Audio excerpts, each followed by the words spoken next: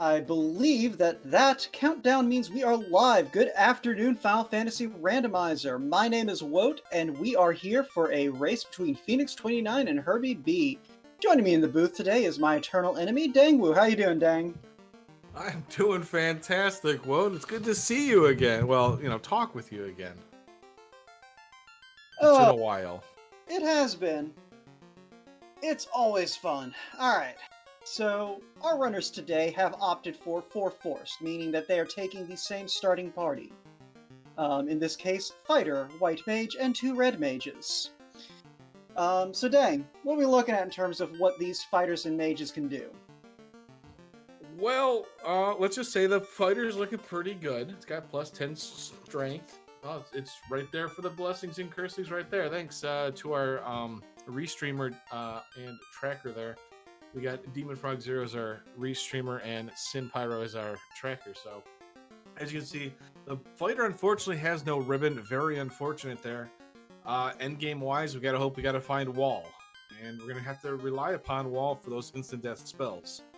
Red Mage is looking just fine. There's really nothing. It basically rolled up. And then you've got the White Mage, which plus Legendary Sword, resistance to fire, ice, and stone, or status. But no exit. So potentially could be a little rough, not having exit on the White Mage, not being able to cast it if exit lands in a spot where Red Mages can't learn it. But yeah, so pretty generous seed rolling in general outside of our carry the fighter not getting ribbon. But things where, with this flag set, we do have the one incentive ribbon, but we'll get into that. So, what we're doing with this tournament that's going to be particularly entertaining if you haven't been keeping up is we have our dungeon access, our access to Temple of Fiends Wow! That's a +5 Thor Hammer. Right, so our access to Temple of Fiends Revisited is locked by defeating any 2 fiends. It doesn't matter which 2 fiends, you just have to be able to get to them and kill them. So, what that means compared to previous tournaments is looting is a little more of a risky proposition. You aren't necessarily going to be going to places with a lot of chests, and you might have to do some digging to get to them. We're using better trap treasure, but while I was doing all of that, do have Wall at level 1 white, Exit also available in a Red Mage learnable slot, and we have Quad X and Nuke. I mean, I don't know about you, Wolf, but that seems like a great spells, to get it at tier 1 magic. I feel like we're gonna be going fast today. I mean, even the A-Rub and the Harm have their applications here in the early game. Really, the only thing we're hurting for at this point is healing and some of those buffing spells like Fast and Temper. So we may see these runners do a little bit of extra digging, see if they can find that power bonk to kind of complete their collection of power. But, yeah, one thing that, just while we have a moment, I wanted to point out about the Blursings. That White Mage being able to equip legendary swords could come in handy. Normally, most of the swords, I believe, that are qualified as legendary swords require promotion to be able to swing. Especially since we do not have the Masamune in this flag set. So that White Mage can swing those swords without promotion. So we may be in a situation where we do find a high-tier X-Cal early on, and we just hand it to the White Mage until we can find a tail. Don't tempt me with a good time, because that sounds amazing. It can happen. We do also have a Vorpal incentivized, and that's also a legendary sword. I mean, I would love to see a White Mage being our carry for the end game. It'd be great. Yeah. So the King and the Princess give us a couple of shiny rocks, but that's not really helpful. Yet. Questions, chat. What's a good level to get your fighter in these flags? I would say mid to higher 20s if you can, for sure, unless you get really good gear, just because of a lot of things with 80 to 180 percentage on the stats and stuff like that. I think it's a safe way of going. I 100% agree on that. If you get a good weapon that rolls up, you can probably get away with like a 22 or the 23 fighter, but as hard as the Fiends have been hitting with this flag set, I think you possibly just want the extra levels just to have a little more resilience on that fighter. Yeah, I think like if the fighter rolled like early life 2, life, you know, and then had like this ridiculous amount of armor you're able to get, you can get away with it because then you're just relying upon your knight, you know, surviving to, you know, to revive everybody, which then you can go lower. But outside of that, yeah, I mean, you're basically just relying upon, did I find a ribbon? Will I survive long enough to be able to do things? And hopefully there's no insta-cast spells or nukes. We do have Cure 4 and Exfer here in Provoca, which is nice.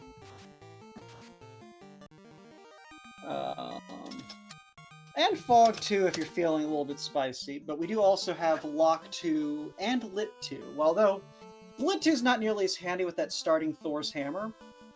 But I'm sure these runners are happy to see a Lock 2.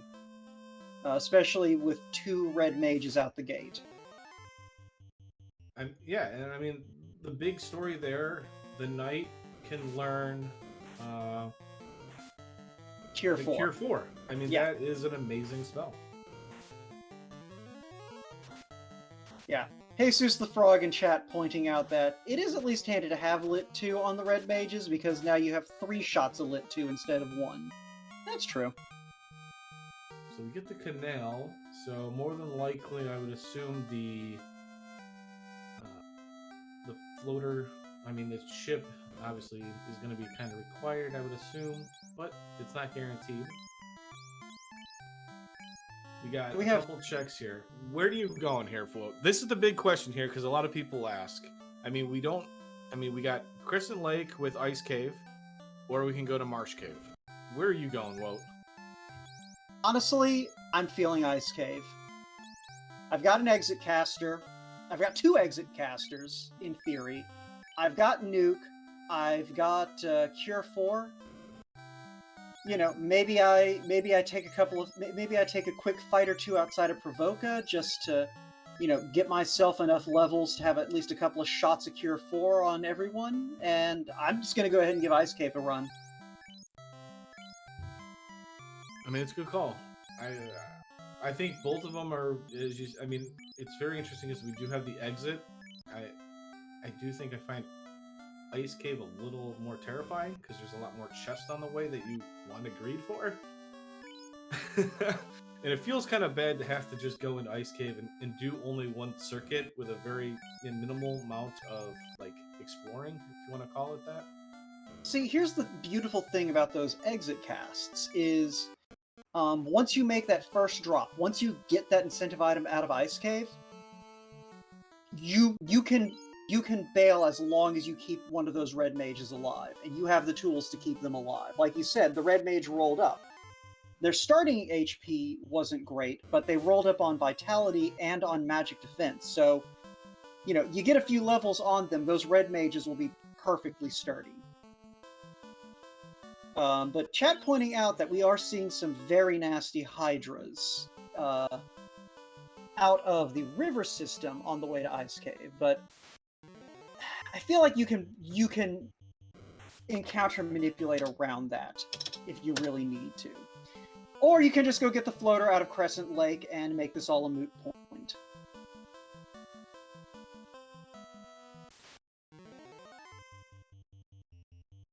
I mean, Crescent Lake's good here. We're gonna hopefully maybe find a grind to get started here. Giants aren't terrible. It's good money. You can almost always find your Crescent Lake. There are 4 encounter zones that meet up right to the east of Crescent. I think it's basically you take 2 steps down, go right, and you're right where the intersection is. And these fights are, you know, basically the same as the legendary Peninsula of Power. So Crescent Lake is generally a good area to pick up like a few levels, get yourself up to around, say, level 10. if you're feeling a little bit nervous about doing stuff, but we have a floater, so the sky's the limit, literally. Basically what ended up happening is it said, the seed said, "Hey, commentators, you guys had this nice long discussion of where we're going. Let's just give them the floater." But this brings up a good, interesting point, though. Now, we have what's called a dud location now. There's a ship in the inner sea, and that's either going to be Ice Cave or it's going to be Marsh Cave. So, good heads on Phoenix's part, remembering that we did get that ruby out of Sarah. And we do have the Titan's Trove flag activated, so no matter which door you come in, you have to feed the Titan in order to get to the chests. So, Jesus, the thing of it is true, but items leading to the ship, to the ship has to be from the inner sea. So if we find an item from, like, outside of the inner sea, it can't lead to it.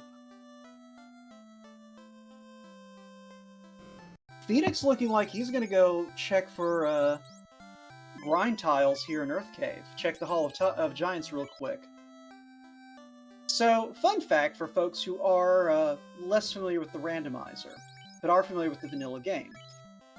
There are actually two groups of enemies in the Hall of Giants. Basically, there's an outer layer of encounter tiles and an inner layer of encounter tiles that actually point to two different groups of enemies. In vanilla, they just have it set up so it's the same group of enemies no matter what. But when you randomize those encounter tiles, those forced fights, you actually get two different groups of enemies. So that's why there were two different enemy formations there in the Hall of Giants when Phoenix went to check.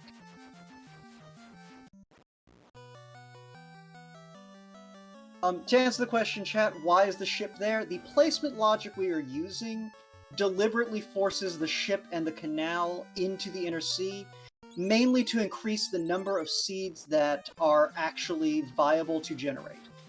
Because the way the randomizer kind of generates seeds, it doesn't do like a neat orderly placement. It basically just places things in waves and then checks to see if the seed is still beatable. So by forcing the ship and canal to be in the inner sea with a free canoe, we force it to be more likely to be a winnable seed, especially since you only need to fight two fiends. So the odds are extremely good. Once you can get out of the inner sea, you can beat the game. And yeah, Linkshot also pointing out that with the ship forced to the inner sea, we're more likely to have seeds where you have to go sailing. That didn't happen today. But getting back to the action at hand, we do have life access. Unfortunately, both of our life spells rolled to level 4 today. So the fighter will not be picking anyone up today. No, but the Red Wizard technically can learn 2 different casts of it. Hooray! Even though that doesn't really matter. Actually, it just takes up 2 slots. But it's good. Slot 4 level 4 Red Wizard learnable? Yeah. Okay. So yeah, but still, you have 3 life you got 3 life casters possible. And we did also see Warp there at level 3 black. So that Ice Cave is going to be very quick if you want it to be. And the Ice 3 at level 4 is nice as well. So, altogether, pretty good all around. Looks like Herbie actually went ahead to go talk to the fairy. And there's our incentive ribbon. A -3 incentive ribbon, but you're not wearing the ribbon for the defense. I mean, the only thing it hurts at that point is your evasion, but not really by much anyway, so it doesn't really matter. Exactly as you said. Thank you for the resistances. And we got sandwiches. So Phoenix opting to try and get some early levels here, get himself with spell charges so he can do the dungeon dives at a safer pace. To answer the follow-up question, yeah, no, we do not have progression spheres here in the FF1 randomizer.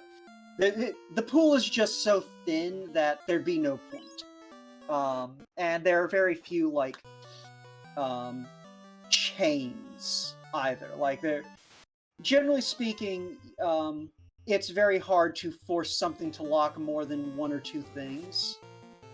So it's just simpler to just kind of have a more, yeah, just put things places and then have a sanity checker confirm that, oh yeah, this seed's beatable. So yeah. I mean, I agree right there. Exactly. And yeah, so now we got new charges coming out. We got Ordeals and the Ice Cave place. So we both got the floater. We both decided to go at different paths. I mean, well, this is kind of what we like to see here, at least as a spectator, I think, is to watch people kind of going in different directions instead of holding hands. That's what I really like about this flag set too, is because you aren't married to having to do all 4 fiends. You oftentimes will see a lot more divergence because, you know, I mean, especially like at Phoenix. Well, actually, both runners technically already have all their fiend access. At this point, we just need a loot and a key, and we're in go mode. Yeah, I mean, that's, yeah. How greedy do you want to be? I mean, obviously, we need levels and stuff like that. But yeah, as you said, we only need to, like, 2 orbs, and technically we have access to our 2 orbs. Yeah. So, Phoenix, though, I think I like going to Ordeals at this phase. If you're not going to be diving Fiend Dungeons, I feel like Ordeals is kind of the best looting opportunity outside of the Fiend Dungeons, because all your boxes are relatively easy to get. Once you're through the maze, you pick up a key item, and you have like 3 encounter tiles you can check. Oh, yeah. So the way that Warp works, it doesn't care whether or not you normally can stand on the tile it takes you to. It doesn't come up in vanilla because you have to class promote in order to be able to cast Warp in Ice Cave, and you've already done everything in Ice Cave by the time you have that promotion. But in the randomizer, you can 100% use Warp like that. And yeah, we have the tail. Yeah, it was a good call by Phoenix there. Definitely nice to get that early. Irby, yeah, he checked the box already. He did the Warp trick. Well, he missed the better trap treasure in that in that small room where the frost dragon is, but he gets an eye with death touch, maybe? That like death touch. Oh, that's not the grind tile we want. Because in this flag set, death touch is a non-elemental touch attack, so the ribbon does not help. Yeah, here at a bail button if Herbie remembers to use it. He's going back in. The mad lad, I love it. Yeah, I honestly, yeah, I was gonna say I'd favor quad Xing this eye over nuking it, honestly, because like it is possible for this eye to roll down or to not survive a nuke in theory, but it ain't surviving quad X. No, but we did find a defense sword though. That is in Bahamut's lair, or Bahamut's treasure trove there, so that's always nice to find. Cast ruse when used. So classic pointing out that you do have a use for the warp trick in vanilla if you're just going back to grind on eyes. Fair point. Fair point. Can't argue with that at all. Yeah. So, Phoenix retracing a little bit of Herbie's path. We're going to look at the high-level Gaia magic. Ruse level 7.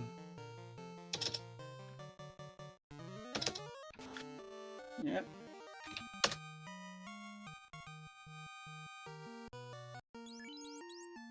Level 8 ruse. Oh yeah, you're right, that was level 8 ruse. Yeah. Makes it a little awkward. Are we going to level 25 to get it? Whoa! Whoa! That's an Excalibur plus 5 just hanging out there for Irby. Hey, okay. Like I said, that white mage can swing it. We know that the tail is in ordeals, so if Herbie decides to fade ordeals, that white mage suddenly becomes one of your primary forms of offense. Herbie, if you're watching this back, when you exit, please save, then walk a step, please. Remember, folks, Final Fantasy I Randomizer can kill you at literally any time. That's right. There is a nuke out there that could randomly land on any one of these enemies. Please heal. This is also why you heal after you kill a fiend. You can still get fights in that fiend room.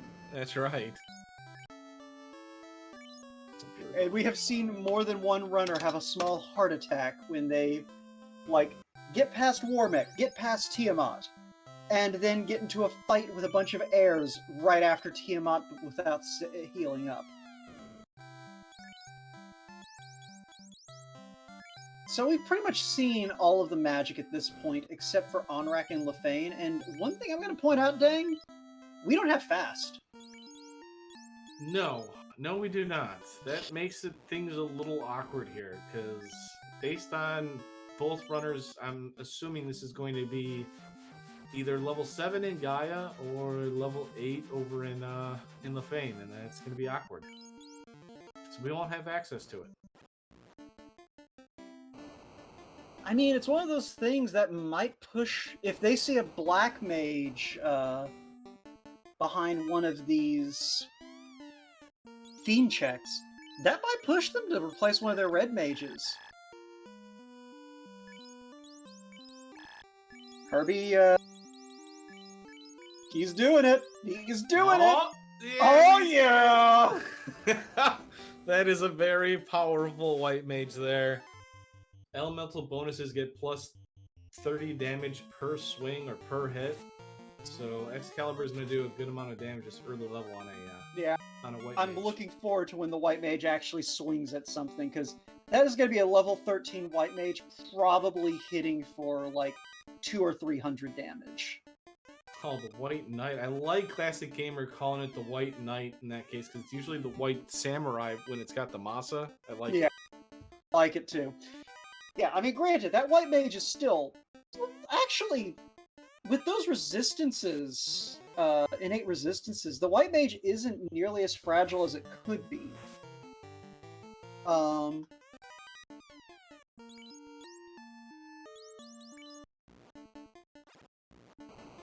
yeah, I mean, definitely. fire is... I mean, with the fire resistance and ice resistance, that already gives you a lot of the damaging that comes out anyways on most spells. And then you've got this status, which is always nice to have, because you don't want, that. So yeah, it's actually a nice combination of it too, of resistances. So, big thing right now for Herbie is, like, that white mage will get you a good chunk of the way through, but without promotion, power bonk, we're going to be a little bit strapped for, like, chaos killing capability, unless we find some good gear.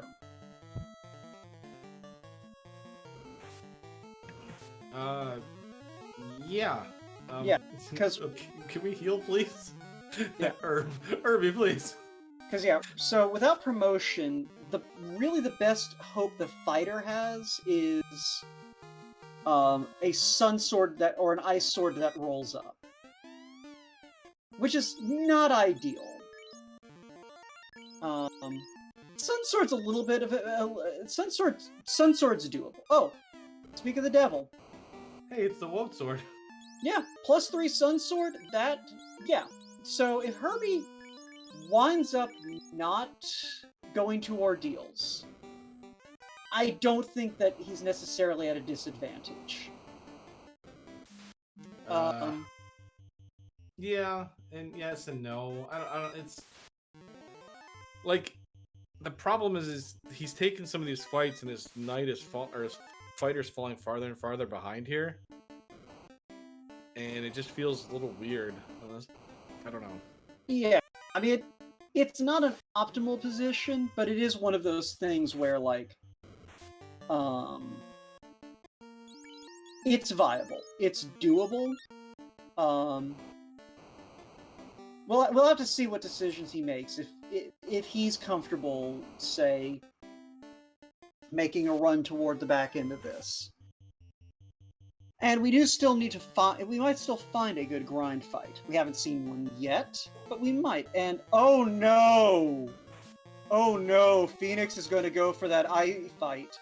I believe it was Death Touch. I could be wrong, but after watching Irby do this, the fighter might have been low health and just died. I cannot imagine that was the case. Like, chat, y'all were watching that too. That looked like Death Touch to you lot as well. That white mage, 3 hits for 251. Carrie was not happy. Strikes back. Alright, so... Was that a black belt? I think that was a black belt. Well, alright. Looks like Herbie is committing to going with the group he's got. And Phoenix already class changed, so that black belt's probably off the table for him too. It's understandable. So we didn't really touch on the other classes' blessings. But the black belt today rolled Wood Adept. So it gets improved evasion if it equips all 3 of the wooden armor pieces. Plus 800 GP, but minus 10 hit percent. Meaning you basically need to get 3 or 4 extra levels on that black belt in order to get the same number of hits that you normally would be seeing. So I'm not surprised Herbie's thinking, I haven't found a good grind yet. So getting that black belt, yep, that was Death Touch. It was Death Touch. Hi, Phoenix! Oh, no. Yeah, hate to see it, but, like... there's the catharsis of that dramatic tension, of knowing what was coming. I'm so sorry, Wout. I was so preoccupied watching this eye. I just could not keep my eye away. Literally, I couldn't keep my eye. I'm like, did it have Death Touch? Did it not? Because this is going to be awful for Phoenix. That's fine. I've mostly just been sitting here talking about the black belt blursing. You didn't miss much. Yeah, we did see a black belt behind Carrie, though, but Herbie passing it up and Phoenix already promoted, I cannot imagine either runner is going to get a black belt. Well, so the black belt with the evasion, with the Wood Adept evasion, is actually really good for it, because you're always worried about a Kraken 2 one-shotting it. Yeah. Because generally you're doing speed and power with the black belt anyways, and Kraken does a lot of damage generally. So, like, being able to be evasive with only worrying about the wood armor is actually pretty good, honestly. Yeah, but you can't dodge a nuke. Yeah, but you have enough HP, though. You know what I'm saying? Like, nuke is not the worst of your... Not the thing you're really worried about with a black belt. You're more worried about getting obliterated by a melee. Yeah, a black belt, but if you're a pure master with vanilla MDef, that's what I'm saying. Phoenix is already promoted. If he recruits a black belt, that's a black belt that's coming in as a master. Yeah. You're not getting 4 MDef per level. You're getting 1 MDef per level. Yeah, that's why we got a ribbon, though. It's fine. Yeah, but then you're not getting Wood Adept. Yeah, you can. No, Wood Adept requires you to wear the helmet. Helm, armor, shield, right? Yeah. What slot do ribbons go in? That's fine. You don't need a ribbon. It's fine. You got wall. I mean, okay. Listen, you have cake. Look, you have cake, and that's all that matters. Just land cake on chaos. Okay. It's done. Okay, you do make a valid point. We're going to be walling the fighter anyway, so there is a universe where Phoenix does go, you know what? I'm going to have to cast wall either way, and I'm going to have the HP.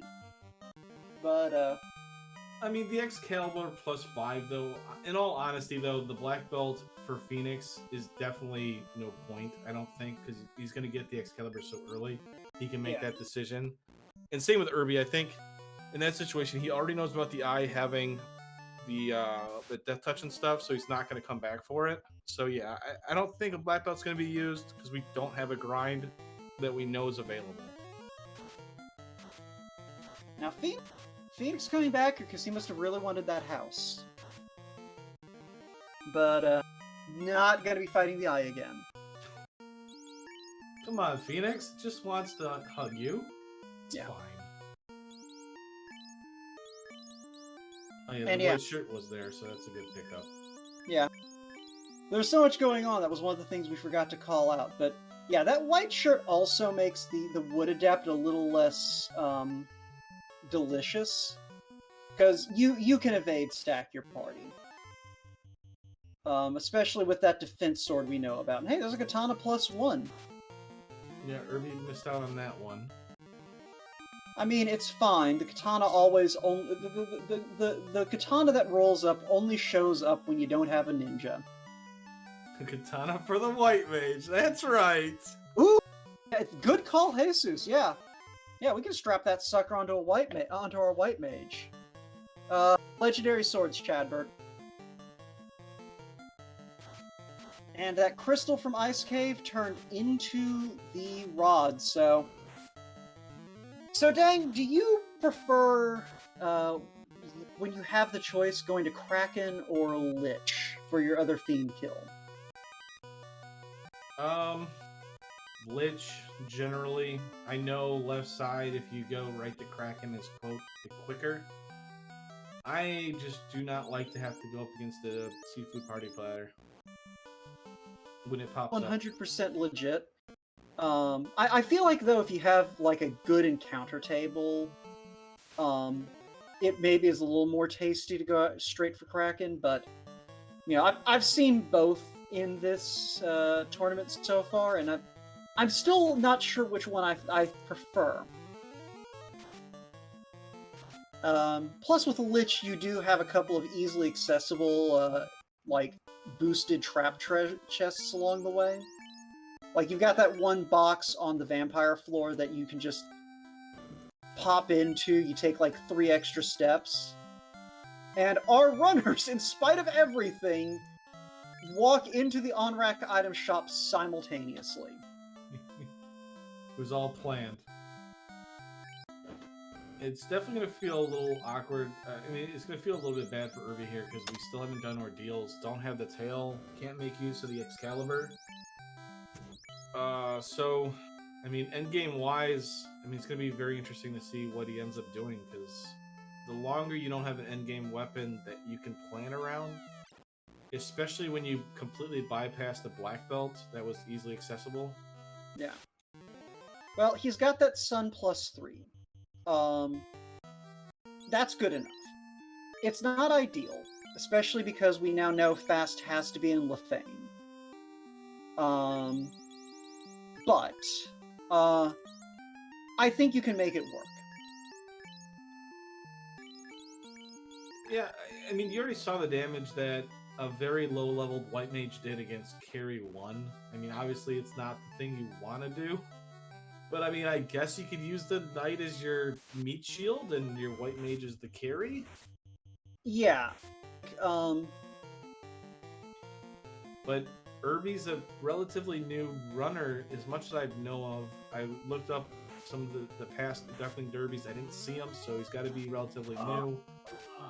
So I don't know if he's comfortable enough to use that kind of, you know, thing of X-Cal carry on a White Mage. Yeah, I mean, on the bright side, at least now he has that life 2 in hand. So, Herbie at least does look like favoring the, yeah, let's just go dive Kraken. This will actually finish off his orbs, because he already took it down carry. Ooh, that's +3 ice armor. That is exactly what you want on this knight. Can we get that on the White Mage, please? I believe that we are putting it on the White Mage in the form of just slapping it on the knight and putting the knight in front of the White Mage. Yeah, that's fair. Well, I think there was one time where I got a bonus where it was like a plus armor or something like that, and I put an opal armor on this on this white mage, and he had like 80 absorb. I was like, yeah. Beautiful. Yeah. So I guess I noticed that we do have a couple of newer folks in the chat. I guess it's worth mentioning because we keep bringing it up. Yeah, so a couple of the other things that we have randomized, if you haven't picked it up from context clues, is we have added blessings and malices to a lot of both the gear and the classes. So that's what all that +3, -3 stuff you're seeing on the equipment is that's boosting the weapon damage and other elements, and boosting the evasion and absorb of armor. And you don't need to worry about the actual numbers. Just know plus good, minus bad. But yeah, that white mage is swinging for the fences. Like, I feel like maybe I'm crazy. A +5 X-Cal basically overcomes the normal detriments of the X-Cal in late game. Well, am I right? Yeah, no, it does, because it gives it a crit chance. A normal Excalibur doesn't have any crit. So it's getting like plus 15 to its crit rate, which is actually a massive amount of increase. And it becomes a usable sword against chaos. Obviously, it's not as good as a Vorpal, but it's there and it's available to actually crit a decent amount now. Yeah, and so that TNT out of Waterfall turned out to be our key. That's something I haven't even thought about yet. We still don't know where the loot is. It's here. It's going to be here. Or no, it's going to be in Marsh Cave. They're going to last location No. that loot in Marsh Cave. Marsh's ship. You're right. Just because of the logic formation, it's got to be Marsh is the ship. Yeah, you're right. Because this came from Outer Sea, or Outer... Well, there's the Vorpal, so that's a... Hey! We got Excalibur for the Refiend fights, and Vorpal on the White Mage for Chaos? I like it. Let's go! I love this! Because yeah, Herbie probably is also going to check that box looking for the loot, so that's good news on his front. But having a little bit of a brawl back here with Kraken, but pushes through. Vorpal was +4, I think. Yeah, yeah. +4 in chat, so... There's another white mage. I pick up another white mage. Yeah, that's right. Pick it up. Get rid of the fighter. Come on. He thought about it. He thought about it, but yeah, no, I don't necessarily hate the move here. As fun as double white mages swinging their swords goes, I think you still need the red mage firepower to get through Topher, and I think you need that fighter up front to get punched in the face. Even though Herbie's fighter is very bad at getting punched in the face. He's doing a great job. Are you kidding me? Face down every fight. Great. I mean, Herbie's going to wind up needing to use this white mage to take down Chaos because the white mage is going to be buffed. Like, that white mage has survived everything. I know, right? And I've never seen a fighter be face down so often. Yeah, well, yeah, because the problem...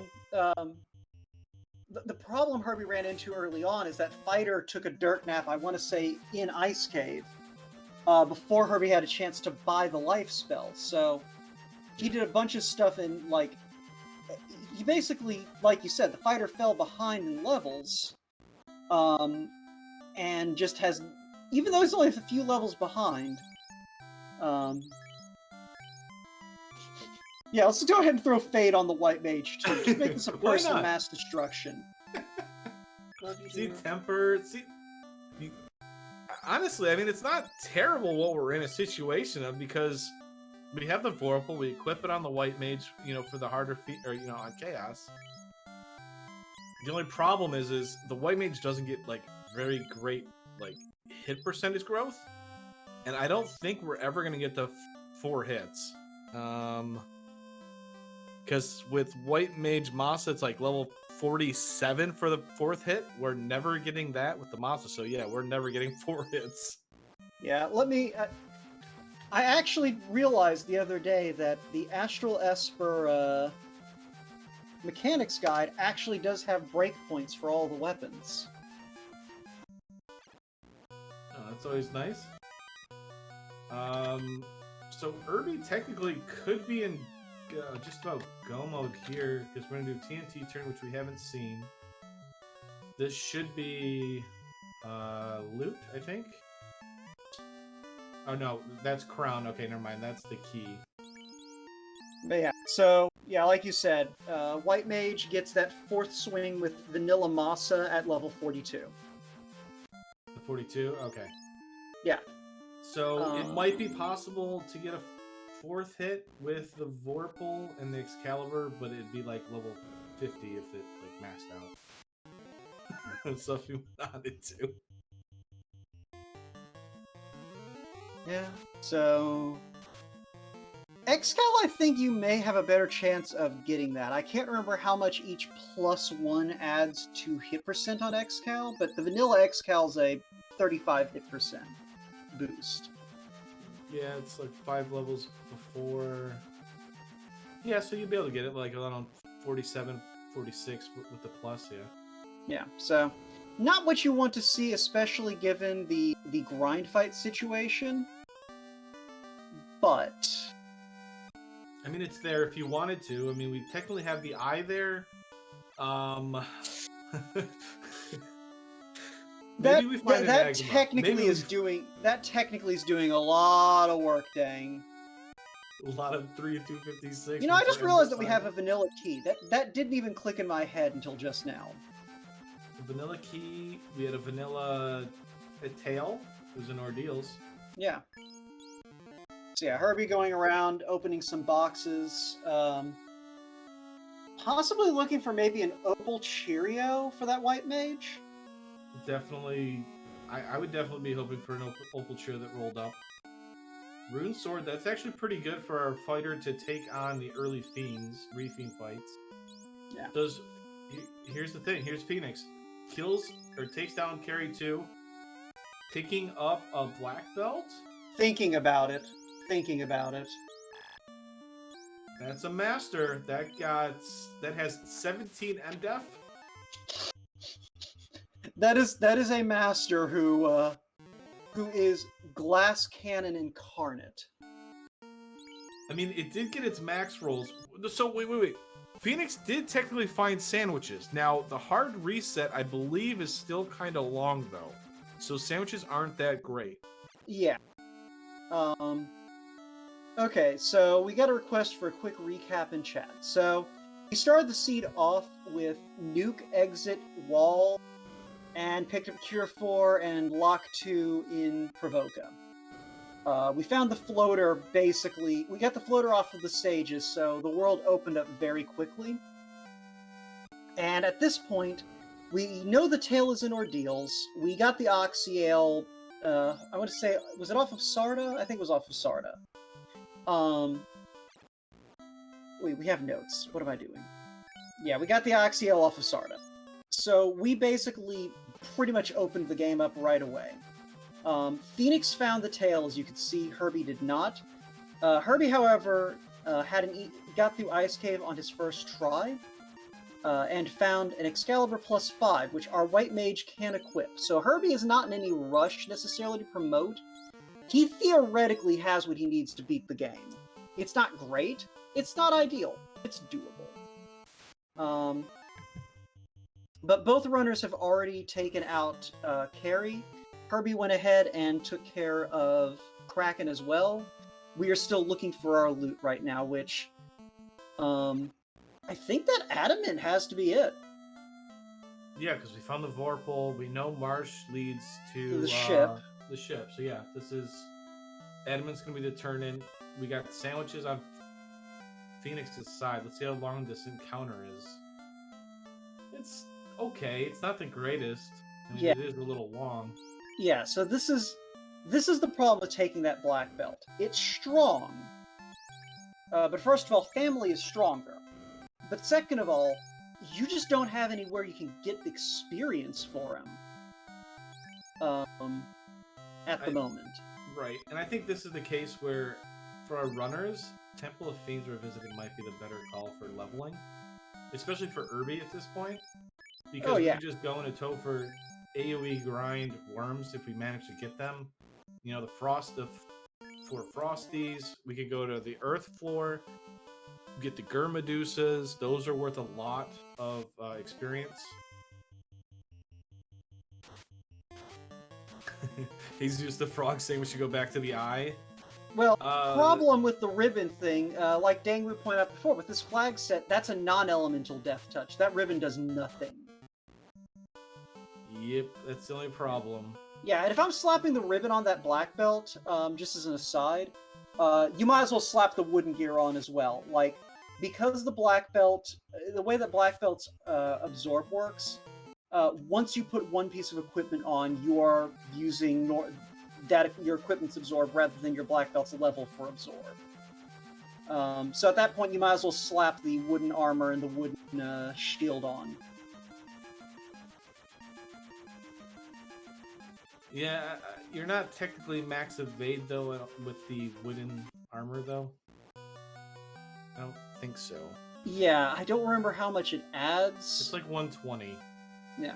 So Herbie, our first runner to be fully in go mode, and Phoenix going into Sky. Needs levels. I think this is the better call instead of doing sandwiches. Yeah, I'm apt to agree. Lots of chests you can check pretty quickly, especially with warp on that red mage. So now, he's got a bit of a conundrum. He's got to figure out, where am I going to get these last levels? I think you're right. The ideal plan here is Temple of Fiends. You can check those 3 boxes on the way in for maybe a Hail Mary power gauntlet. So you can saber up that white mage, but oh, he's going for the red D's. Red D's not bad. I mean that's a good grind if it dies quickly. I mean, we have Excalibur; it's going to do a lot of damage. Yeah. Well, I think he may have been thinking it over and realizing, oh wait, I can go into Topher, or I don't know where he's going. Is he going back to Ice Cave? Oh no, I think he got the eye confused. No. Okay. Well, no. Okay. This might not be as bad as it looks. And I'll tell you why. All touch attacks only have a 100 power accuracy on them, I believe. I can't remember if it's power or accuracy that rolls against MDef. Okay. Herbie at this point has a party, like, his important characters are above level 20. So they're already sitting at around a 60 or 70 MDef. They're already pretty robust against that touch attack. It's not ideal. It's not something you necessarily would want to do. But I don't think it's as bad as it could be. Yeah, it's not as bad as it could be. It's just, you could have just went to Temple of Fiends Revisited and fought enemies that aren't going to have something that could potentially ruin what you're trying to grind very easily. It's an extremely rosy outlook demon, but that's literally my job. I'm here trying to find the bright side. I mean, but yeah. I like the way you think about it, and I think it would be okay. It's yeah, just no, the eye is just not a very good party grind is the problem. Like, it's very good for single, you can do it for low levels, but it just doesn't do well for... I would definitely be looking at maybe doing a 2-man grind if I were going that route. But no, I'm right there with you. If you have Topher access, Topher is always the best choice. Phoenix leaving a Bane sword behind. I would have taken the moment to make room for that Bane sword. Oh, definitely going to get that ruse stick though. Another ruse item there, so big pickup there for Phoenix. Got 2 ruse casts available. I mean, Irby was definitely in a good prime position because we found the black belt when it was unpromoted. It would have been very nice because we would have hit the, basically 3 and 256 against the Death Touch. Could have used the eye tile, grinded it very quickly, and done. And left-hand side, if you want to see Warmech. Will we see it? Nachos. He's bypassing Nachos. Yeah. So... Wow. I wonder if Herbie's goal here is just to get up to nuke safe levels and then go for it.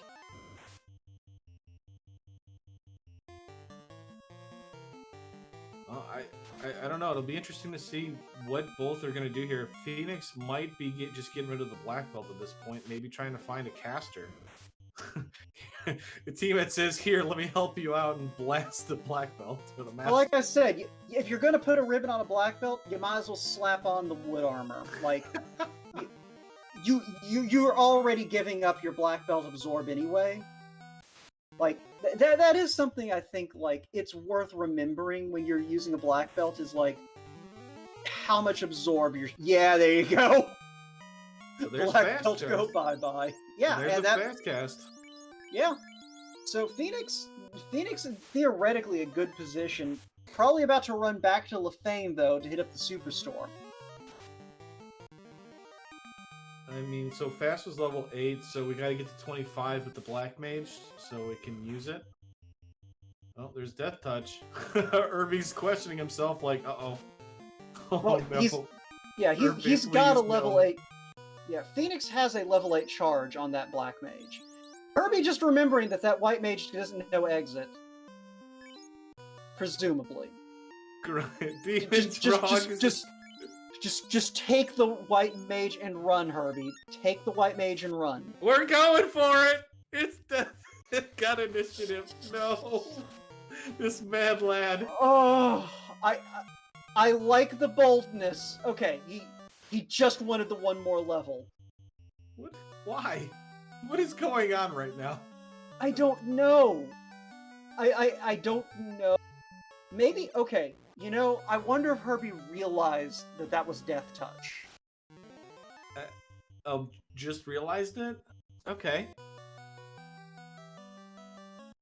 Those things, like, you know, it's blink and you miss it with Death Touch a lot of the time. Like, we blinked and missed it. Also, Herbie... Herbie's like me. I like walk out of the dungeon. I realize I have life after the exit. I also forgot that he had life. Like, everyone involved in this situation forgot he could just revive people. I've done that before. Except Cyranus in chat. So... Yeah. Congratulations, Cyranus. You are officially the smartest person in the room. Alright, so we're going... 373 this HP. might be... Okay, so we do get the 3 boxes here. I think all 3 of these are better trap treasures, so there is an outside chance this is your power bomb. I mean, that definitely would be good. Yeah, I wouldn't bother with the Zeus. You are either running away from things or you are just nuking them down at this point. But if we luck into a power gauntlet, yeah, hate to see it. No, Herbie, what do you... Okay. Please put the silver bracelet on the White Mage, please. I wonder if he's thinking that he needs to go find the tail. He shouldn't. He doesn't need it. He can win this seed with the weapon, with what he's got right now. That's such a tough call. I mean... Wait. He's gonna pick up enough HP on that enough levels on that White Mage on the way down to be able to survive the War of Attrition with Chaos. We've got plenty of shots at Cure 4. Also, good lord, did Danny roll this? No, this was I know it was Demon Frog, but those spiders were Danny quality. Like, I think they were Stun Touch, they had, like, poison of some kind, probably Stinger. Danny has a trademark on Blaze, true. Danny has a trademark on Arachnophobia, Demon. So, Irby, the first one in. Looks like this is going to be an actual dive. We have about 380 HP on the white mage. Outside of max roll on the nukes, we are out of nuke range, sort of. The red mages look like they're pretty high too, so... Yeah, no, he got his parties in the mid-20s all around. This is doable. He's definitely gonna need some help from Topher, but it's doable. Yeah, but Phoenix hot on his heels. I think Phoenix is like maybe low 20s on the mages, and then the fight, well, mid 20s on the mages, and the fighter might also be mid 20s. I think. Yeah. I mean, if I'm Irby right now, I think I exit out, use the house, save those life charges. Oh, especially with gas dragons now. But this is what I mean though. Like, if you can get bad men and gas dragons, if they don't roll nasty and stuff like that. Look at that, gas dragons with less than 300 HP. This fight alone. I mean, that's the fight that broke scaling. Yeah, like that alone. Also, I think a lot of people sleep on Topher and how much experience you can gain on some of this stuff. I don't think Herbie power cycled before coming in here, because Phoenix didn't see the Badman encounter, I think. Yes, Phoenix has got loot. Okay. Yeah, I don't think power cycle, but it looks like Phoenix is going to do a little bit of grinding too here. Yeah, I don't hate it. And with Phoenix, we may see the duck out and house, because he may be looking to get enough levels on that black mage to get more than one shot of fast. Yeah, that's exactly what he's doing. So, Herbie also having to think about it. Alright, he's going to keep going. So, move, Herbie. Oh, look at those multiple gas dragons for Phoenix. Oh, it's so much experience. I love it. I love the fact because this could make or break it here. Well, Phoenix is being a little overcautious. I would say Phoenix is definitely the better prepared for this. But, like, if Irby can do it, I mean, this is how you win and, you know, go 1-0 in your pod right now to start. Since he's 0-0 right now, like, this is how you get a good start to your pod. Yeah. So Chad Burton chat pointing out that what probably happened with Herbie's steps is he went and checked those boxes behind the locked doors in Temple of Fiends. Phoenix went right on through, so that's where the discrepancy in encounters is coming into play. Use your heal potions. Don't use your spells. Okay. Oh. Alright, we're using it, so here we go. We got Sun Sword that's got increased... we're already using our temper charges. Oh no. Yeah, no. It's fine. The fighter may kill Lich before the... no, there we go.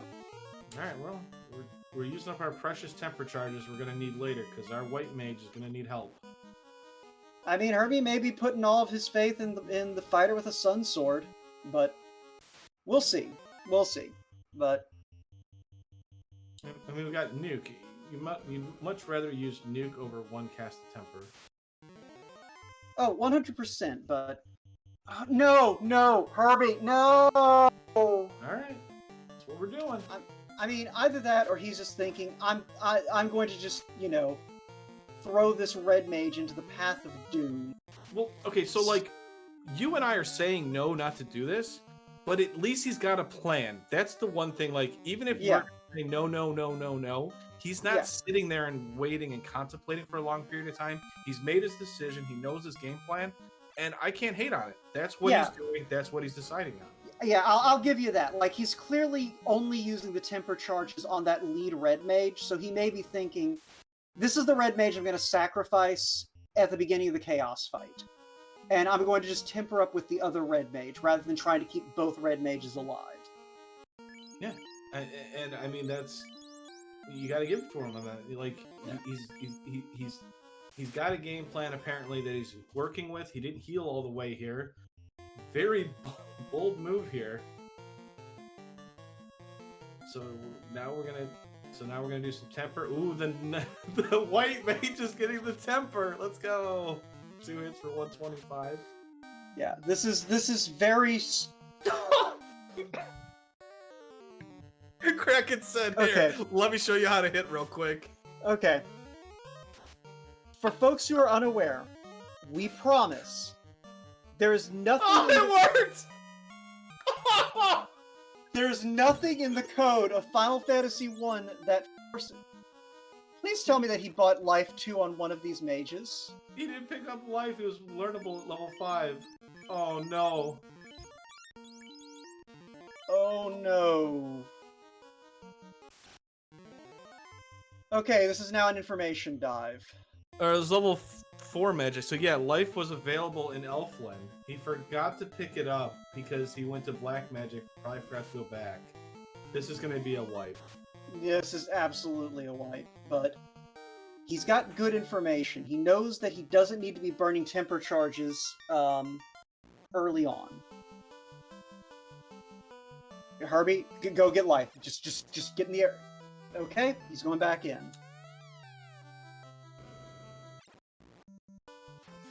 Okay, yeah, he's getting back in the airship. Now I'm trying to remember, is Life 2 Red Mage? Is slot 4 level 4 Red Mage learnable, or is that just Red Wizard? I want to say it's just Red Wizard. Red Wizard. Yeah. So. Alright. Yeah. So yeah, I mean, you buy life in this case for Irby. It doesn't really matter a whole lot. Not having the life too, it's whatever. But at least we get a life. Like in that case, then he had a good chance of taking on Tia there. Although Tia did hit pretty hard, but I mean, his casters have no armor. He's got a white shirt, and he needs to remember that. That true, but I think he panicked when he got to Tia too. He didn't realize it. Yeah. Well, this is, I think he said, the first time he's ever streamed himself running. So this is definitely a pressure situation, and ooh, oh, he's looking for the tail. Yep. Which, this is understandable. Like, unless you sat down and talked it out with someone, it's hard to recognize, like, how the placement logic's rolling. Alright, so Phoenix... gonna slap that ribbon onto the white mage and is going in. Yeah, I mean, I felt like he did a very good job on the first couple of fiends there. You know, bad luck with the Kraken or whatever, not having life, but that was a pretty solid first attempt with a white mage as your carry there. So, I mean, for a newer runner and stuff like that, nice job, Irby. I know it might sound like we're not picking on you, but we like what we're seeing from what you've been doing. So yeah, no, it's one of those things. The strong reactions from Dang and I, that is a sign of you're doing good. You're doing good, and when things go wrong, it hurts. Right. But yeah, no. Right now we're in Phoenix making the way through Earth. The Earth on Temple of Fiends Revisited. Oh, they have stopped. That's exciting. Yeah, and we only ever found the one ribbon. Yeah, I know. Herbie is here looking for the tail and is going to be disappointed. But we can go sailing. Ooh, Blaze by Lich. It's always fun. I mean, I guess in theory, you could speedboat down to Ordeals if you wanted to. Alright, so Herbie, finding out that that is the boat, resets out, realizes that he didn't save after buying life, probably. Having a think. No. Oh no. Oh no, people in chat saying you didn't save, and I know you just mentioned it. Yeah, well, I mean, they called it out before he went into Marsh, and then when he popped back there, it's just like, oh, yeah. Alright. Okay. I mean, the key to this dive is don't die. None of your characters die, you don't have to worry about, life. It's fine. Yeah. Yeah, the other key is you conserve your tempers. But yeah, the evasion stacking, like... Well... I mean, the white mage has got it, so that's good. As long as the white mage survives, we're fine, right? right? One second. There's something making a high-pitched beep in my apartment, and I need to go figure out what that is. Dang, you can solo commentate for a bit. Hey, You're the good at dang video goons are games. taking over. Wode's getting out of here, so that means you got the cake boss himself, Dang Woo, taking over. Herbie gonna travel, what is it, 20,000 years in the past, or 2,000 years in the past? Try and dive number 2, left-hand side. Phoenix gonna take on Kraken 2. We know Kraken 2 hits very, very hard. Almost hit quadruple numbers on the Herbie's party. We're gonna cast Ruse. We're gonna cast some Temper. We're gonna cast some White Shirt and some Fast there. Yeah, it's all the same. It's fine. We actually get really good turn order. We get Defense and Viz 2s come out. Bye, dude. Excalibur is gonna do some swinging here. Here we go. Big hit for 7 hits, 1,400. See ya later, Kraken 2. Wow, that Kraken fight was pretty easy.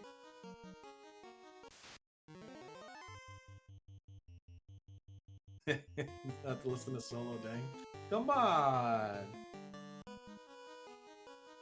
Solo Dang's good here. Alright, so Tia 2. We also know that Tia 2 hit pretty hard, though Herbie didn't have a whole lot of armor on those red mages. Fast to start. Temper. Wow, good turn order here. With a Ruse to start. Tia 2 clearly doesn't hit very hard. Couldn't even take out the white mage, or the white wizard. Good news for Phoenix.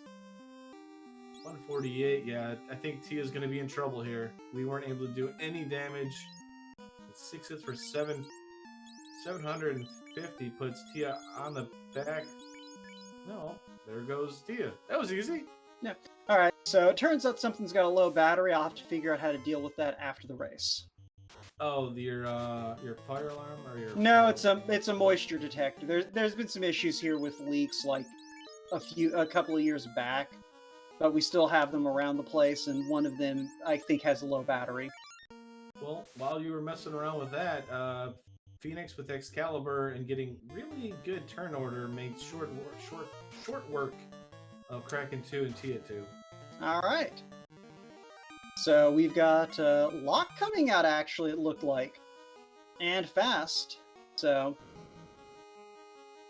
a very solid start. We're probably going to have enough evasion stacking already on that knight to put Chaos's physical attack out of reach. Especially because that knight started with extra agility. So, but yeah, now the tempers are coming off. This knight's going to hit like a truck when it gets a swing.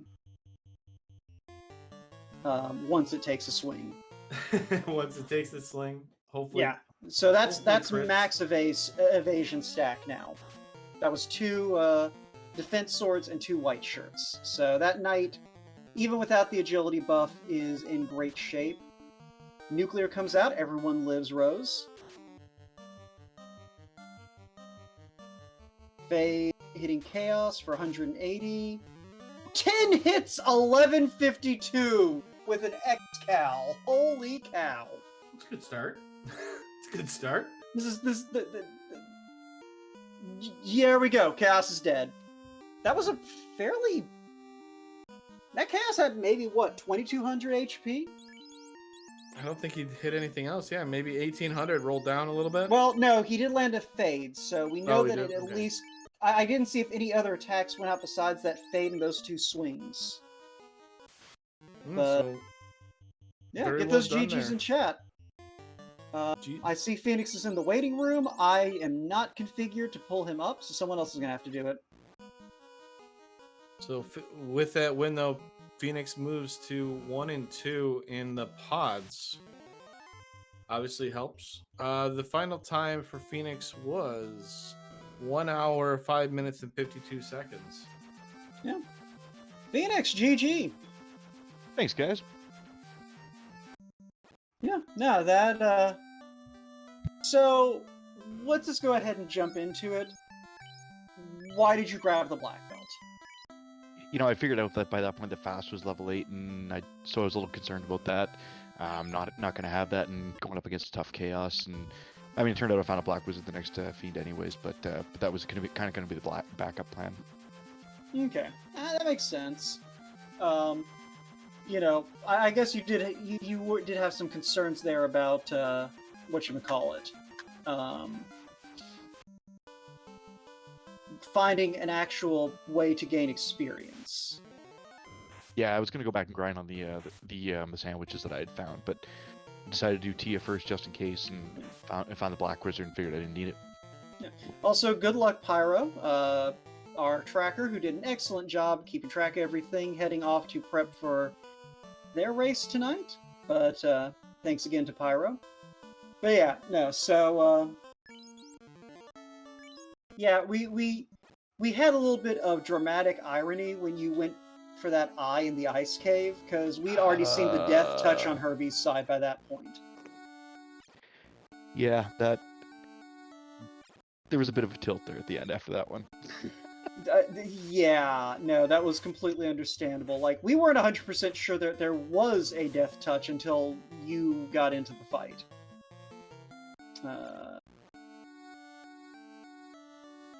Yeah, I was not happy with that. Having to redo ice again, definitely some tilt there. No, I mean, you navigated the seed pretty well. So yeah, we noticed that you definitely went more conservative with your strategy there. Like you pointed out, you were definitely trying to get some fast. Yeah, I wanted to make sure I had the 3 fast charges on the Black Wizard there, so that's why I did the grinding and Topher a little bit. Yeah. So were you concerned when you were taking those fights there toward the end that you were seeding the match, or like did you feel like, given sort of the way things shook out, you had a little bit of wiggle room? Like you figured your opponent probably also hit a couple of the same roadblocks. Yeah, definitely knowing some of the stuff there and some of the ugliness early on, with seemingly everything being able to turn everybody to stone. I figured I had a little bit of time to do that and make sure. And I'd rather spend the 3 or 4 minutes grinding to have the fast charges than get down to chaos, not have a fast, and wipe and have it cost me like it did my match against Gouda Friday night. Although that was a ribbon.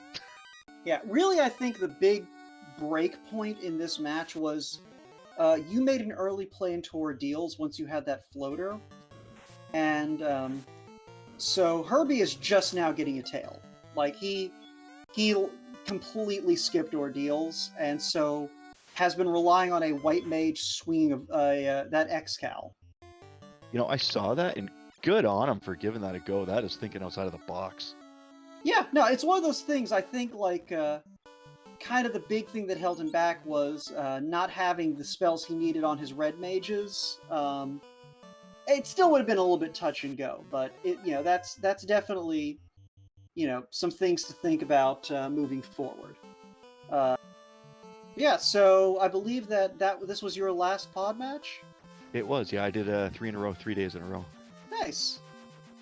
So how are you feeling overall about these flags and about sort of the way that this tournament looks like it's going to be shaken out moving up? I'm okay with it. A little disappointed in myself. Could have easily been 3-0. Tiny errors cost me on both my first 2 matches, but it'll be interesting now. I can move on to bracket flags and start practicing those and see how those turn out. I can't imagine they're going to be much slower than these. Which that's been something that's been really entertaining with these flags so far, especially the orb situation, the way that the way that the fiends work. You do have that more fast and loose, where those little errors can sometimes add up. But it makes for more interesting races from our perspective, so I can't complain too much. Yeah, for sure. I mean, what most people have found so far with this flag set is if you have 1 Topher wipe, you're most likely done. But looking forward to the interestingness of the brackets flags. Be interesting to see who I match up against. You're welcome to stick around if you want to see the end of this, or we can get your final thoughts and you can be on your way if you got other stuff you got to get to. I want to see Herbie finish this off, so I might turn my mic off, but I want to see him finish this off. All right. Well, yeah, so Herbie has promoted, is now kind of going through his equipment, figuring out what goes on who. Definitely needs to strap that white shirt onto the white mage, but I'm sure he'll get to that here in a minute. But he does now have a knight who can swing that X-Scow, and that's going to be excellent for him. Oh, yeah, and he knows where the dragon armor is. Yeah, so Phoenix, just so you know, there was +3 dragon armor in the upper right Temple of Fiends locked room.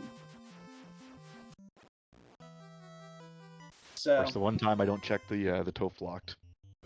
yeah, that was the only thing of value. There's a Zeus Gauntlet down here in the bottom right, which it looks like Herbie's grabbing. Probably just to conserve some spell shots.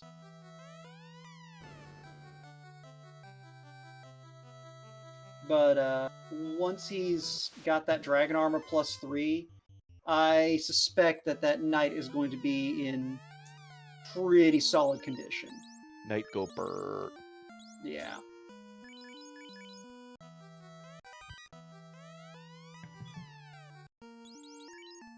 But yeah. So this is an interesting Topher. It looked like where it didn't look like it offered a lot of stiff resistance outside of Kraken punching like a tank like always. Yeah, I saw Kraken detonate his white mage on his first drive. Yeah, which I was going to mention this. Like, just so everyone's clear, there is nothing in the code that makes Kraken headhunt white mages. Are you sure? I'm positive. There's nothing in the vanilla game that does that. There's nothing in the randomizer that does that. It is just, for some reason, Kraken just does that. I will say, I think Irby unfortunately forgot once again that he doesn't have life. It's a little less critical, I feel like, this time. Like, that knight should be able to get through this. We know that Chaos rolled low for HP, so if Herbie can just get that knight to Chaos, this should be winnable. It's just that Kraken and Tiamat are probably both going to provide some hefty gatekeeping on the way down.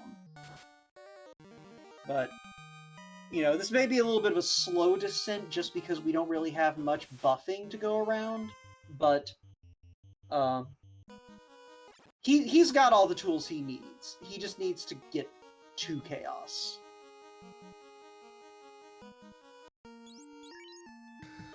Yeah.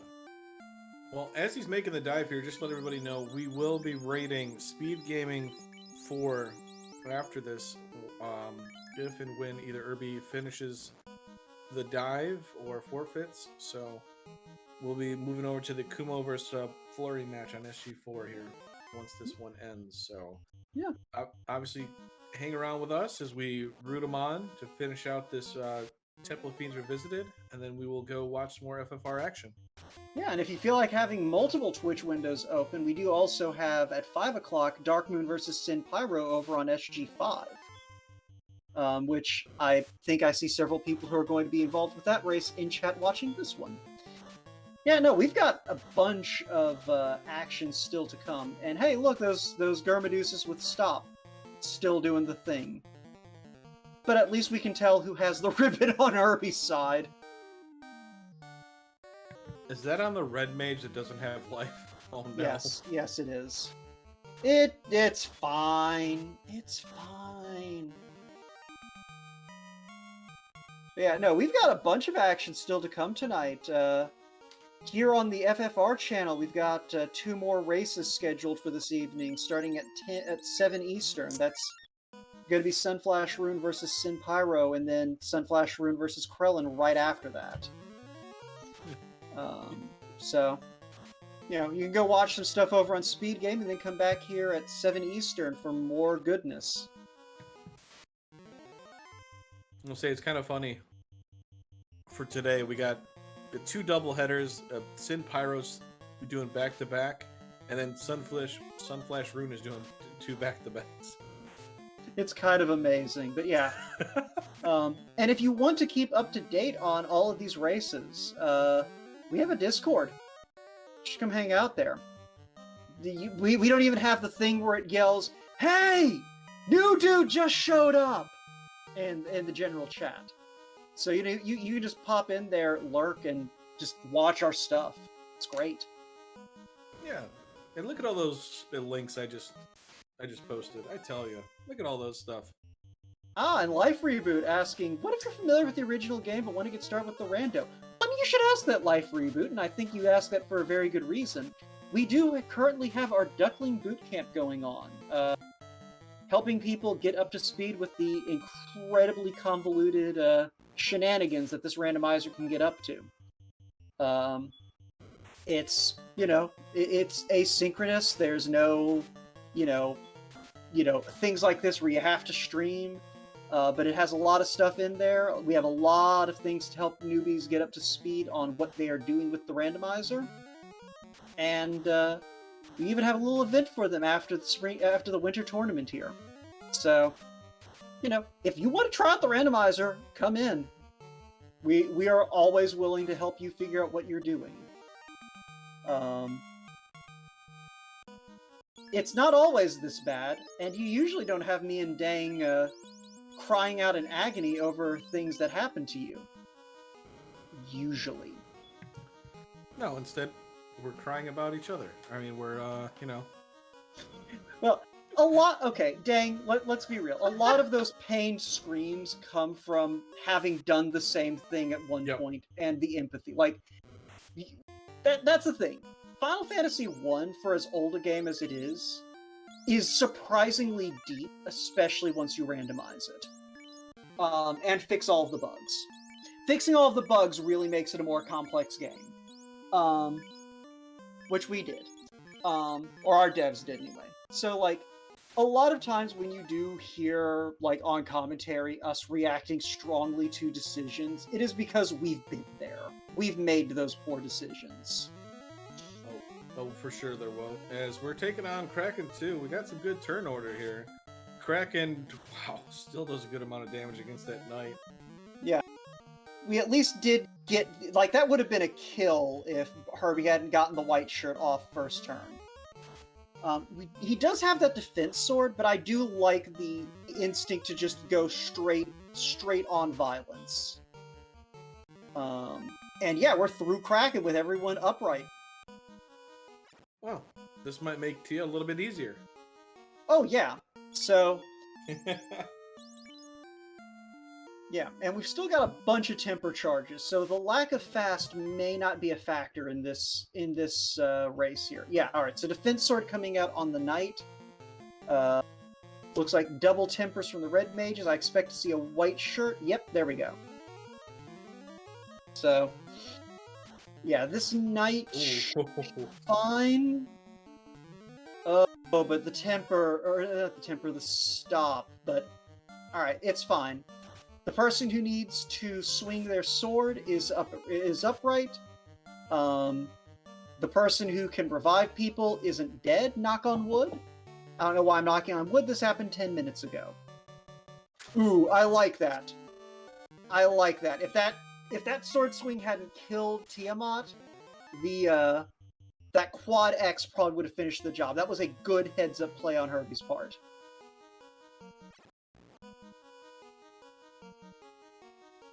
So we got the Vorpal here. I'm assuming the Vorpal change? Like, I feel like either one of these swords can do the job here. Like, we gotta move the ribbon. We gotta move the ribbon for sure. Yeah, Phoenix, you just were swinging X-Cal, weren't you? Yeah, just that. I had the Vorpal on my red mage just in case something funky happened, but just X-Cal. Okay, yeah, so... yeah, and it looks like Herbie also sticking with X-Cal strats. Yeah, because that +5, that's good enough. You don't need the crits to get the job done. Didn't move the ribbon though. That could potentially be dangerous. I'm sure it'll be fine. I mean, yeah, that's what wall. I said. And then I lost to Gouda because of that. I mean, we have wall available. I just would have casted it first turn. Yeah. That is true. Oh, and tempering up the White Mage. I think the White Mage has the Vorpal. So just going to go ahead and have the White Mage as a backup plan.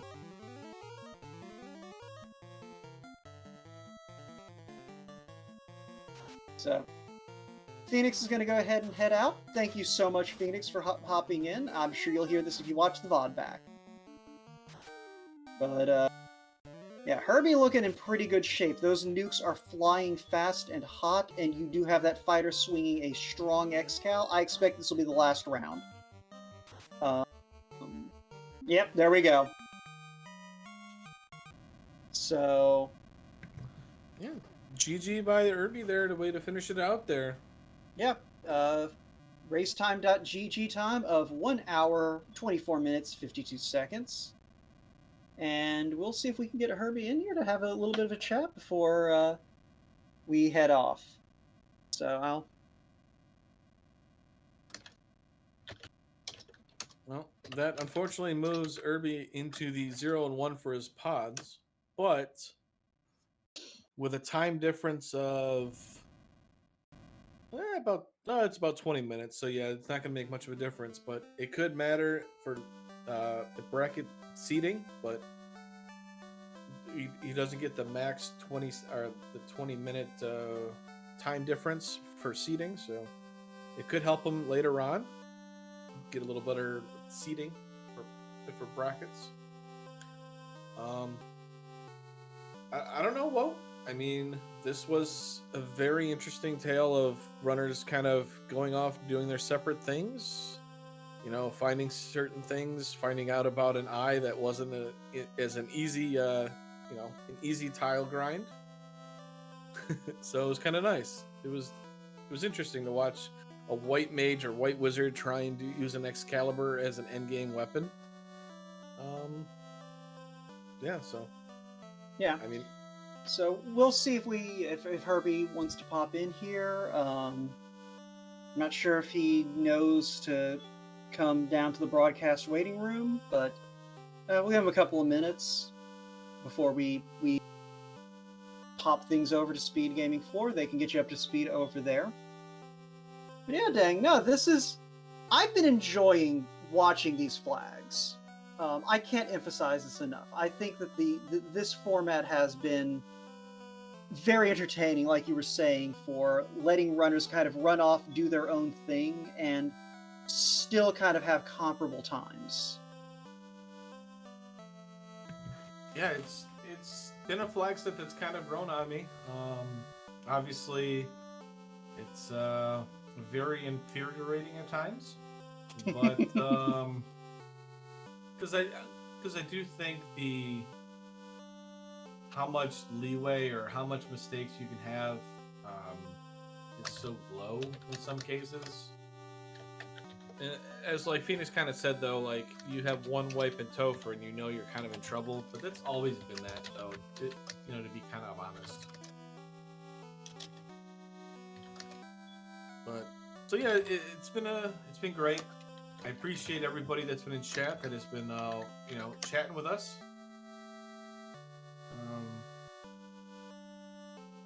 Yeah. All right.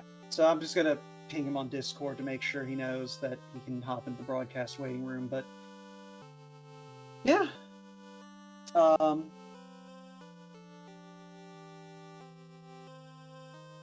There's not a whole lot. I mean, if Herbie wants to hop on Discord real quick, we can do it. But if not, we'll send you guys over to Speed Gaming 4. Yeah. Yeah, I'm hoping he wants to hop in because I do want to talk it out with him a little bit. But worst case scenario, you can watch the VOD back. We didn't exactly hold back very much, but yeah. Yeah, like we were saying, though, these flags have been amazing. There's more amazingness to come.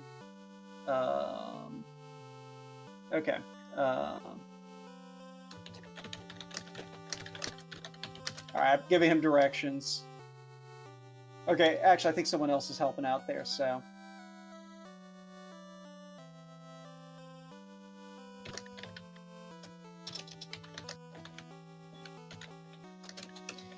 Okay, sorry for a little bit of logistics over here.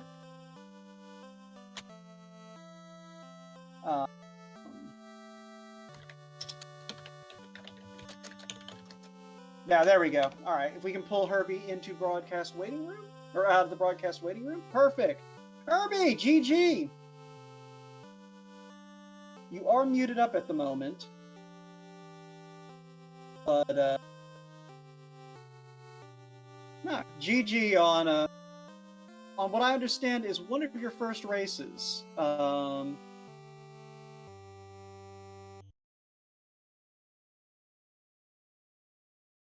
You might need to unmute your mic there, or make sure your mic is there. We go. Very quietly. Okay, I'll speak up then. There we go. All right. Okay. All right. Cool beans. So, GG on everything. I apologize in advance if you watch the VOD of your race back for the pained cries of "Irby, no!" in a couple of places. Specifically with the life spell. Yeah, that was my first ever match, so I was a little unsure of how to go through it. To be honest, you could have fooled a lot of people. No, you persecuted that admirably. For how the seed kind of shook out with the kind of tucked away tail in ordeals. And the couple of nasty things like the death touch eye. No, yeah. So just kind of a few things I observed. If you want to kind of hear a little bit about what I noticed. Yeah, thanks. Yeah, no. So probably the biggest thing that you may want to pay attention to for the rest of your pod races and in your practice, just equipment. Like I don't think you ever strapped your white shirt onto your white wizard after you promoted. No, I And didn't. yeah, and your ribbon kind of stayed on a non-life caster and not, or you left it on a red mage instead of putting it on either your knight or your white mage, to kind of protect that life caster and or your melee. No, that's a good point. Yeah, no, it's one of those things. Like you said, those are things that you have to kind of get comfortable in a racing environment before they start really clicking.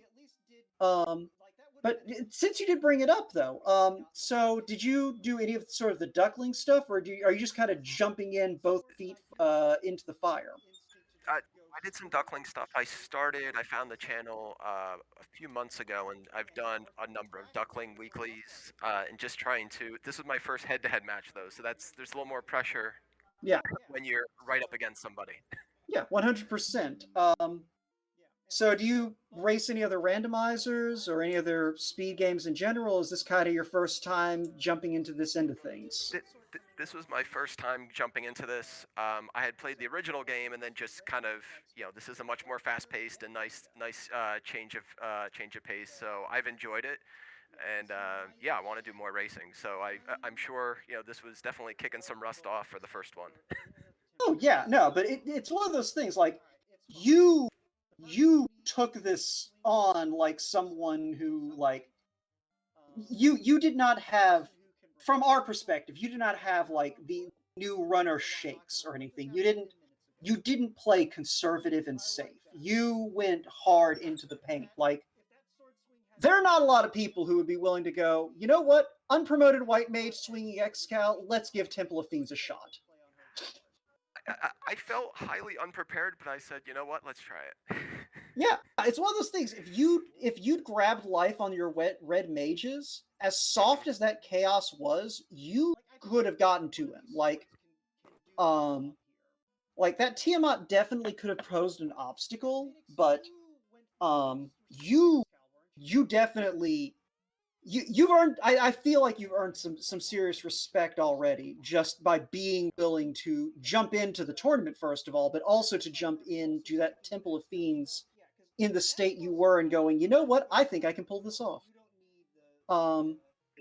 It was exciting to think that I could go under an hour. I was It was Well, exciting. yeah, no, it's one of those things. You were in there before Phoenix was, and yeah. So just a couple of things that would be helpful for you to know the next time you get into this position where it's like, I'm just going to YOLO it.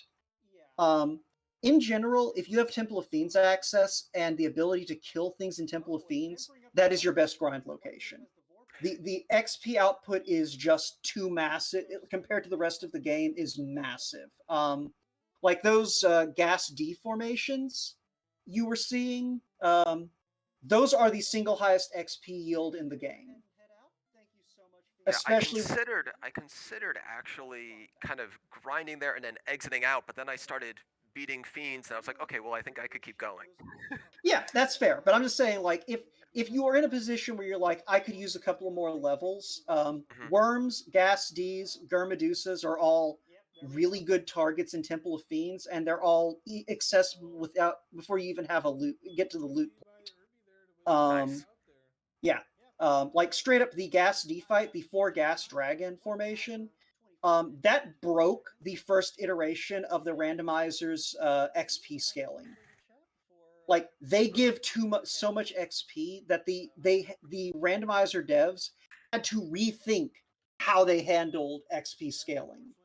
Well, So yeah, and I did on the first dive get 4, right? And it was yeah, something like 16,000 experience. You know, it was a ridiculous amount. It was a shame to lose it. yeah. So that's something to keep in mind when it comes to like late game. If you still need levels, is if you can get into Temple of Fiends Revisited and to kill things, that's where you want your experience. The other thing, dang, what was the other thing that we noticed about like just kind of things that aren't necessarily intuitive, but would have like eased the cognitive weight in kind of the late game? Because there's something else. Generally, nuke is a better cast than wasting a temper if it's only a single cast. Yeah, that's right. Yeah, the first couple of fiends, you really didn't need to be using those tempers, especially on the fighter. Before you got the promotion, like if you were going to use the tempers, the white mage swinging that X-Scal was probably the better use than the fighter swinging the Sun +3. Okay, no, that's good feedback. Yeah, but and honestly, like I wouldn't have even bothered with temper casts until I got to Kraken, because even if you assume max scaling on HP, um, Carry and Lich just don't have enough in the tank to like be worth the trouble. Like their defenses are weak enough to where you should be able to just muscle through, maybe throw out some of your nukes, and you had enough nukes to where you could afford to burn some. Sure. Yeah. But yeah, I mean, it's one of those things like, and I get why you would go for the tempers there because you're just trying to up your damage output to get out of those fights as fast as possible. But yeah, when you're running with, oh, actually, that was a question I had. So was it a deliberate choice to only use that first red mage's tempers and save the second red mage's tempers, or was it just sort of you just cast temper with the first red mage you came to, and then we're going to do something else with the second? So I definitely just cast it with the first that was there, but I was trying to be conscious to not use too many. I mean, I know I used some at the beginning, but I was trying to be conscious of it because I wanted to save some. Makes sense. All right, then yeah. No, overall, like you, um, for this being your first race ever, you performed a lot better, I think, than I think you felt like you were going to. I think you've been putting it like the work you have been putting in, kind of getting up to speed with the randomizer. It shows, and a lot of the errors that you were making, those are just experience. That is being used to the race environment. That's learning the finer details of the randomizer. One thing also probably worth keeping in mind for the future: when you went into Temple of Fiends that first time and checked the boxes on the right, Hmm. if you'd exited out, saved, and did a hard reset, I don't know if how locked into the encounter manipulation stuff you've gotten so far. Um, Yeah, not too much. I mean, I realized that there was a big run after the first encounter wasn't too far out, but then there was a lot of time after that. But yeah, I had to re-grab that dragon armor, right? So I could have saved that. yeah, I mean, it's also just one of those things. The big advantage of doing the power cycle, doing that hard reset to reset your encounters, is consistency. It lets you know what to. It helps you predict what you're going to be having happening to you in Temple of Fiends Revisited. That's the main reason to do that. It's not even necessarily for like for the run in this particular seed. Just in general, it's a good idea to do that power cycle unless you just have an absolutely garbage encounter table. Like if you're getting 5 fights one after the other off of reset, maybe don't do that. But generally speaking, you want to do that power cycle just so, like, if you do have to redive, for example, you know, okay, I'm going to get this Ghastly fight before the Phantoms, and I'm going to see some worms before Earth Floor. That kind of thing is very helpful for kind of planning your attack. So No, that's helpful too, because it was just a matter of trying to find the right grind. The eye didn't quite seem right with the death touch, but I gave it a couple turns. yeah, because did you go back and do some grinding for your white mage there? I did, right, and then just everybody had a lot of health, right? So then I didn't want to be walking on the tiles for so long, and then Yeah, it just didn't quite work out. I ended up getting a couple levels, but not as many as I probably would have wanted. If it makes you feel any better, pretty much everyone, like me, Dang, everyone in chat except for like 2 people, we all also forgot that you had life 2 on that white mage after you fled the eye tile. So when you pulled up life 2, we were all like, oh wow, we all would have done that. Yeah. So it was fun. No, it was yeah, it was a lot of fun. I think there are some things I kind of looking back at it, right? But no, I appreciate the feedback too. And it's those things. Bear in mind, like, if you want feedback in general on anything, always feel free to ask in the Discord. Like, I can't think of anyone who isn't willing to sit down and, like, if they've got the time, go through like a seed with someone and help them kind of get a grip on, okay, here's some things you can do to like tighten up a little bit, or yeah, no, I see why you made this decision, but this is why you should have made this decision instead. But with all that being said, I think that we have at this point possibly put ourselves in a position where we are going to send y'all into a race that may be almost finished, but they'll probably then send you into a race that's about to start. So it's all good. But yeah, so Irby, thanks for being for agreeing to be restreamed. Thanks for coming into the booth and chatting with us a little bit. Dang, can you think of anything else to add to all the I've been muttering about? No, well, you know what? You do you, boo. It's all you, man. Okay, well, you're better at the game than I am, so if you have any sage advice, this is the time to impart it. I'm just eating some pistachios, enjoying the Woat show, I'm good, man. I'm good. Alrighty. Yeah, Irby, do you have any other final thoughts? Do you pronounce the H in Irby, or do you go for Irby? I pronounce the H, yes. Okay. So it's a hard H, yes. Okay, so Herbie, got it. Yeah, Herbie. All right. So yeah, no, I mean, no more feedback for me. I mean, I thought it was fun to try something, for Forced as well, right? So it was, I'm looking forward to the rest of the tournament.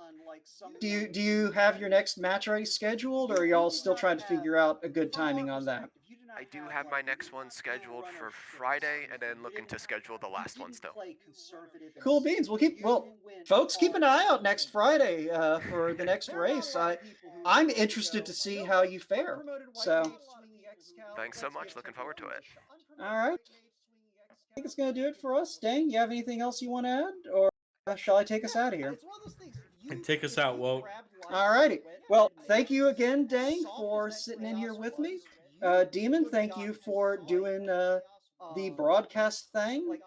Senpyro, I believe, is currently getting their seeds squared away. They're going to be starting their race here in about 8 minutes. That's going to be over on Speed Gaming 5, with a 10-minute delay, obviously. So, get y'all's butts over there. That's going to be fun. I believe Kylio is going to be doing commentary, and that is a person who I've enjoyed doing some time in the booth with already. So I think it's Kylio and Hate on the broadcast. And we're going to be sending you guys over to Speed Gaming 4, I believe. And then they'll probably send you on to Speed Gaming 5. We'll see. But anyway, that'll do it for us. So thanks, folks, for watching, and we'll see you on the flip side. Take care, everyone.